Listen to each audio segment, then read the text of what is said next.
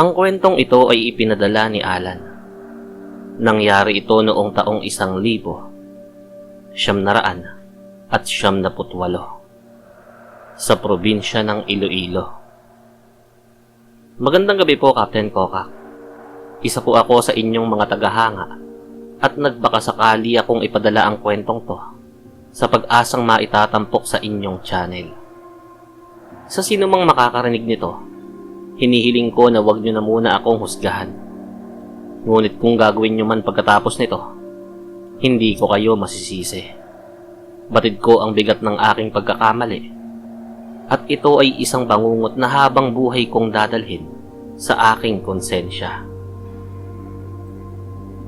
Noong taong 1998, nagtatrabaho ako bilang isang construction worker sa Iloilo. Doble kayod ako noon dahil nais kong tuparin ang pangako ko sa aking misis bago kami ikasal, na magiging mabuti akong asawa at ama. Porsigido ako sa trabaho para sa aming pamilya, lalo na't meron na kaming isang anak. Subalit isang hapon, habang break time, may isang babaeng lumapit sa amin upang mag-alok ng kakanin.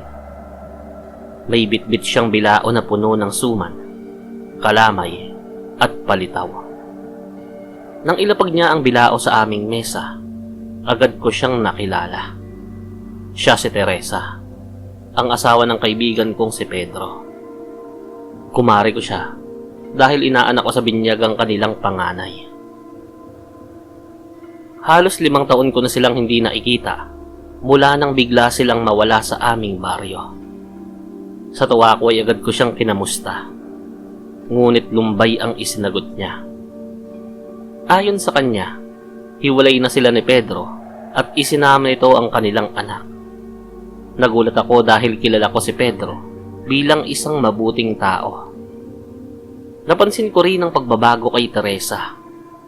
Bagaman tila tumanda ang kanyang muka, nanatili ang kanyang ganda at alindog. Kinaumagahan, muling bumalik si Teresa sa parehong oras. Mas matagal kaming nagkwentuhan hanggang sa matapos ang aking break. Bago siya umalis, nakiusap siya kung maaari ko siyang samahan sa kanyang hapunan dahil labis na raw siyang nalulungkot sa kanyang pag-iisa. Dahil sa awa, pumayag ako. Pagkatapos ng aking shift, nagtungo kami sa kanyang bahay. Nagulat ako nang makita ang kanyang tirahan. Parang mga pinagdikit-dikit na tabla at kahoy lamang na ipinako sa katawan ng isang malaking puno at may bubong lamang na trapal. Pagpasok namin sa loob, doon na nangyari ang hindi dapat mangyari.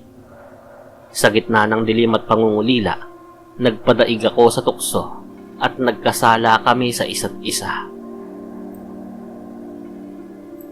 Matapos yun, lumabas si Teresa upang magluto. Pagbalik niya, may dala na siyang plato ng inihaw na karne. Napakasarap ng karneng yun.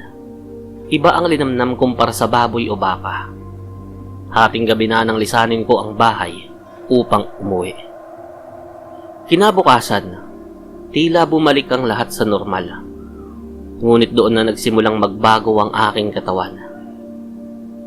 Palaging mainit ang aking sikmura at parang lagi akong naghahanap ng pagkaing hindi ko mawari. Minsan ay nagtampo pa ang misis ko dahil mas pinili kong lantakan ng 5 lata ng sardinas kaysa sa niluto niyang gulay. Sa trabaho naman, nakaramdam ako ng kakaibang lakas. Hindi ako napapagod sa pagbubuhat at paghahalo ng semento. Napansin pa ito ng aming foreman. Ngunit nang titigan ko siya, tila natakot siya sa akin. Isang gabi, habang naglalakad pa uwi, muling uminit ang aking sikmura. Isang hapde na may kasamang matinding pagkagutom. Sa sobrang taranta, binasag ko ang dala kong lahatan ng sardinas sa bato at kinain ang laman nito ng hilaw. Ngunit hindi pa rin ako nasiyahan nang makita ko ang isang kambing na nakasuga sa di kalayuan. Tila nagdilim ang aking paningin. Walang tao sa paligid. Mabilis kong nilapitan ng kambing, sinakal, at agad kong kinagat ang leeg nito upang sipsipin ang dumadaloy na dugo.